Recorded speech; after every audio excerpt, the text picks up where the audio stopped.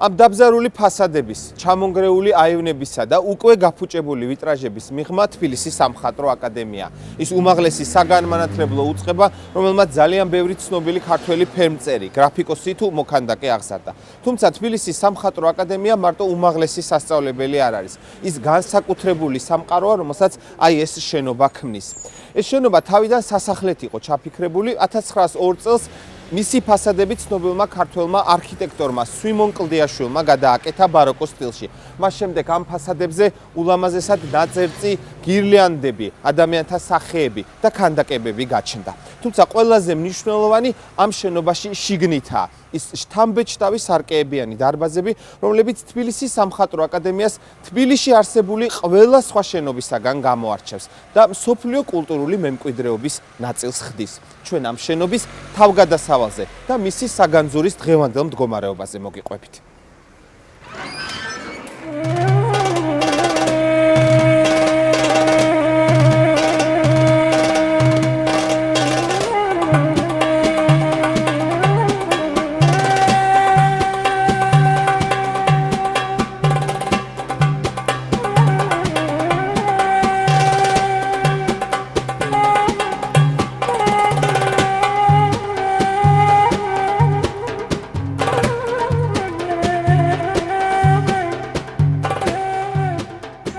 საინტერესო შენობაა.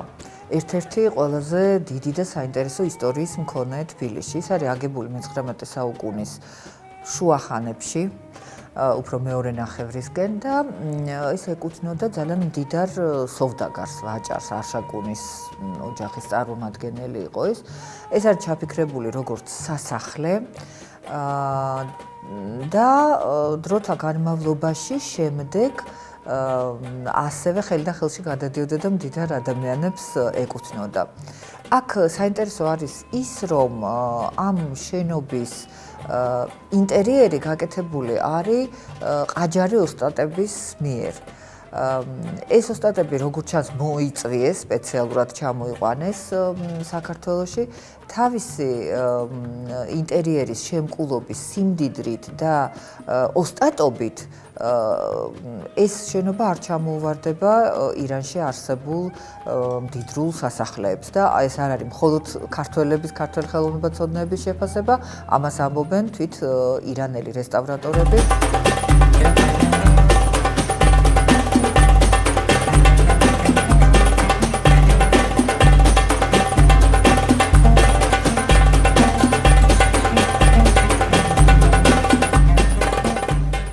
ამ შენობას ესეთი თავისებურება აქვს.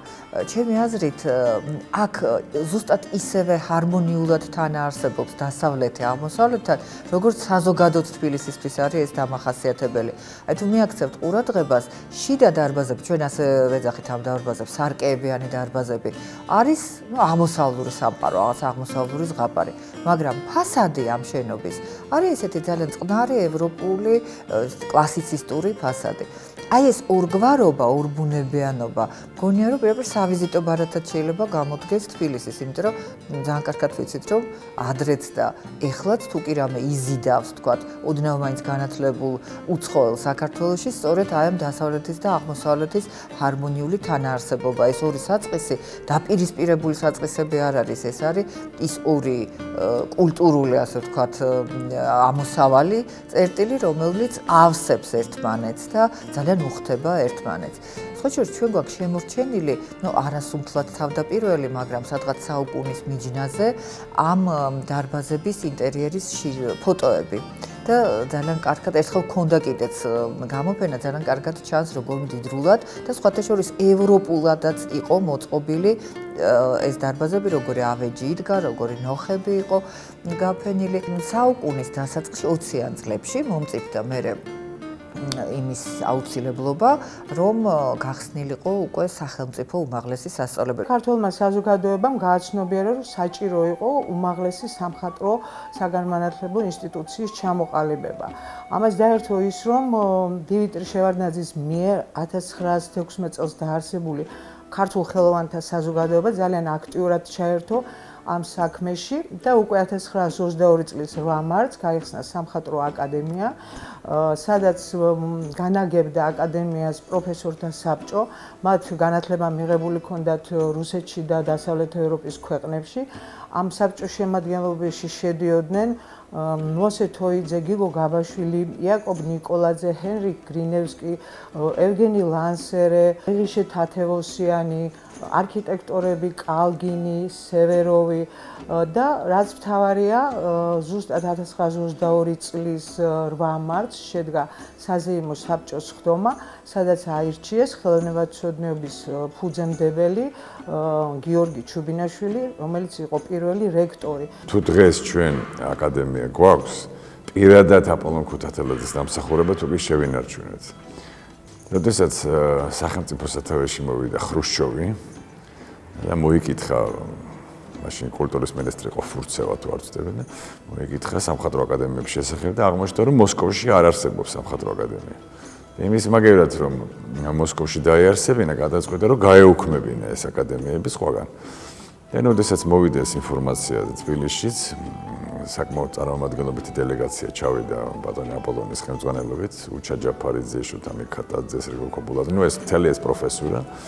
მივიდნენ ხრუშჩოვთან მისაღებში და შევიდა აპოლონი. და ცოტა ხნის მერე შევიდა მდივანი და 10 წუთში შემოაგორეს საგორავებლები, რომ არის საგორავებელი მაგიდა და შევხედეთ რომ კონიაკი, ხიზილა და ასე მივხვდით რომ ესე იგი ცუდად არ არის საქმე. და 1-2 საათის შემდეგ იღება ეს უშველებელი კარები. აპოლონი საკმაოდ ბრგი კაცი იყო, ხრუშჩოვი პატარა. ჩამოკიდებული არის აპოლონზე, ხრუშჩოვი კოცნის აპოლონს, გაწითლებული მთლიანად, რა ელაპარაკა, როგორ ელაპარაკა, იქ არ ვიცით და პირდაპირ მიეცა დავალება, ესე იგი, ეხლავეო ფურცევას. დაავალეთო, რომ სამხატვრო აკადემიაში დაემატოს ფაკულტეტები, აშენდეს ახალი შენობა და ეს ახალი შენობა რაც არის, ეს ზუსტად აი იმის შედეგი არის და მოკლედ აი ესე გადაარჩინა ბატონმა აპოლონმა სამხატვრო აკადემია და სრულიად სამართლიანად ატარებს ეს უმაღლესი ბატონი აპოლონის სახელს. ცნობილია, რომ გიგო გაბაშვილი არა მარტო ასწავლიდა აკადემიაში, არამედ ცხოვრობდა კიდეც ფლიგელში. ეხლა სამწუხაროდ ეს შენობა ისეთ დღეშია, რომ ის ფლიგელი ყველაზე უფრო ავარიულია და ძალიან გულიმწყდება, რომ უბრალოდ ვეღარ ვუშვებთ იქ სტუდენტებსაც კი იმისთვის, რომ რაღაცნაირად ეზიარონ ამას, დაინახონ, დაათვალიერონ ეს გარემო. არ შეიძლება არ ვილაპარაკო სამხატვრო აკადემიის იმ კოლექციაზე, იმ ძალიან სერიოზულ და ძალიან მდიდარ ფონდზე, რომლებიც ამ მხატვრებმა ჩვენ დაგვიტოვეს. დღემდე ჩვენ ამას ვუფრთხილდებით და სათუთად ვეპყრობით და ეს არის ძალიან დიდი სიმდიდრე, გარდა ამ ჩვენი თვითონ შენობისა, ამ კულტურული ძალიან სერიოზული კულტურული მემკვიდრეობის, რომელიც არა მხოლოდ სამხატვრო აკადემიის და მისი მესვეურების, არამედ მთელი ჩვენი ქვეყნისთვის ძალიან მნიშვნელოვანი ძეგლი არის. და თუ საერთოდ ჩვენ კულტურულ მემკვიდრეობაზე ვლაპარაკობთ, მე მგონი პირველ რიგში სამხატვრო აკადემიაც უნდა იყოს შეტანილი სწორედ იმ ნუსხაში, რომელიც აი ამ კულტურული მემკვიდრეობის ღირებულებას წარმოადგენს. რაც შეეხება ჩვენს კოლექციას, ეს არის მართლა უდიდესი საგანძური და მას ჭირდება სერიოზული შენახვა, სერიოზული რეაბილიტაცია და პოპულარიზაცია, თუ შეიძლება ესე ითქვას. ჩვენ წელს გავაკეთეთ შესანიშნავი გამოფენა, მხოლოდ და მხოლოდ ჯერ პორტრეტების გამოფენა იყო აი ჩვენი ფონდიდან და გავაცანით ჩვენ საზოგადოებას. ჩვენ გვაქვს დაგეგმილი, რომ ესეთი სიუჟეტური გამოფენები იქნება პერიოდების მიხედვით, რომ ნახონ თუ რა იქმნებოდა სამხატვრო აკადემიაში და რამდენად მნიშვნელოვანი არის ეს დღევანდელობისთვის და მომავალი თაობისთვის. გარდა იმისა, რომ აი ვთქვათ, იმ პერიოდის 20-იანი წლების, 30-იანი წლების ნამუშევრები არის შემონახული აკადემიაში, აქ არის მთელი სოცრეალიზმის პერიოდის ნამუშევრები, რომლებიც ასევე ძალიან მნიშვნელოვანი არის. ასევე ჭირდება მას რეაბილიტაცია და გადარჩენა, იმიტომ რომ ეს არის ისტორია, ეს არის ის ისტორია, რომელიც უნდა გადაიცეს თაობიდან თაობაზე და საერთოდ საუკუნეებს უნდა დარჩეს. ძალიან ძნელია გადააფასო, გადაჭარბებით შეაფასო აკადემიის როლი საერთოდ აი ქართულ კულტურაში, ქართულ სახელოვნებო განათლებაში. მე ვთქვი, რომ აი ყველა ცნობილი მხატვარი აქ ასწავლიდა და უკვე შემდეგი თაობის ყველა ცნობილი მხატვარი სწავლობდა აკადემიაში, ისე რომ თუ კი რამით თავი მოგვაქვს მე-20 საუკუნეში ამ თვალსაზრისით ეს იქნება ვთქვათ სახვითი ხელოვნების ყველა დარგი, დიზაინის, არქიტექტურის, ეს ყველაფერი აკადემია დამთავრებული ადამიანების ნამოღვაწარი არის და ამის დავიწყებაც არაფრით არ შეიძლება. ნუ ვთქვათ მაგალითად დავით კაკაბაძე, ვთქვათ სერგო ქობულაძე, უჩა ჯაფარიძე, რა ვიცი, აი რომელი ერთი ვთქვათ ძალიან ბევრი ადამიანი და თანაც ამ აკადემიას ის ხიბლიც აქვს, რომ არასდროს არავინ აქ მუშაობას და სწავლებას როგორც აი რაღაცა სამსახურს ისე არ განიხილავდა. სხვა შორის ეს ტრადიცია დღესაც გრძელდება და ლექციების დამთავრების შემდეგ სტუდენტები აქ ისევ გვიანობამდე რჩებიან, თავის პედაგოგებთან ერთად ისევ აგრძელებენ მუშაობას. ერთი სიტყვით ეს ხელოვნების აი რაღაცა ესეთი სამყოფელია, სავანეა. ქართული ხელოვნების სავანე შეიძლება დაინგრეს.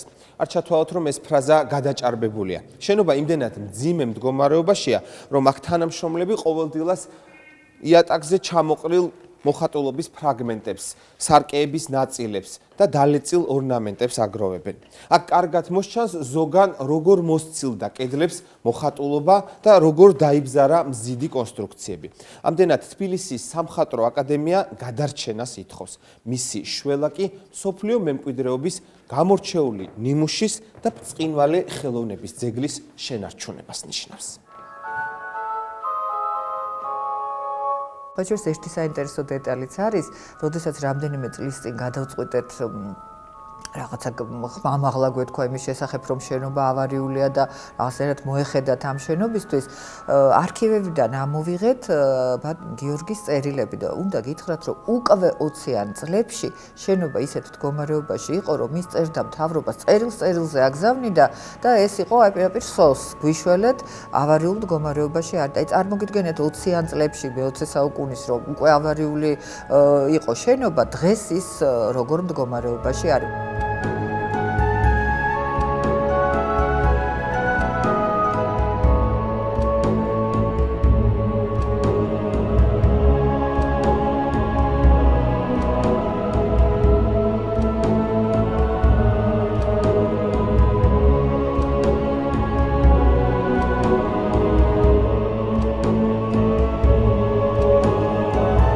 ამას აშენებიდანვე ჰქონდა სტრუქტურული პრობლემები, ანუ ჯერ კიდევ მაშინ საუკუნე ნახევრის წინ, როდესაც აშენდა შენობა, აღმოჩნდა, რომ აბსოლუტურად არც მაშინაც არ ჰქონდა საზირკველი გაკეთებული და შესაბამისად მისი ყველა პრობლემები აქედან დაიწყო.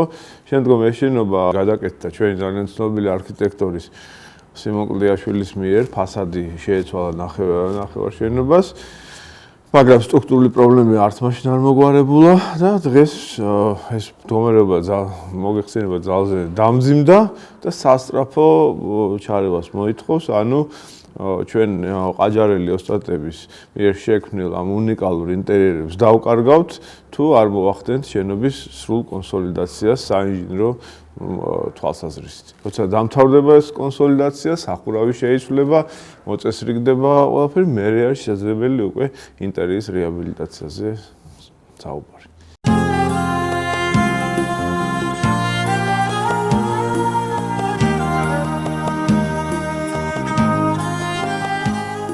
ძიმე მდგომარეობაში ყოფება შენობა, რა ძალიან სამწუხაროა, რადგანაც არის უნიკალური შენობა, ალბათ ჩემი აზრი არ არის და ეს არის ყველა ვინც იცნობს ამ შენობას, იცნობს მის ისტორიას და იცნობს თუ რა არის საქართველოსთვის და არა მარტო საქართველოსთვის, ყოფილი საბჭოთა კავშირის ტერიტორიაზე ეს სამხატვრო აკადემიას რა დანიშნულება ქონდა, ალბათ ყველა მიხვდება, რომ ამ შენობის გადარჩენა არის ერთ-ერთი საკმაოდ დიდი და სერიოზული საქმე.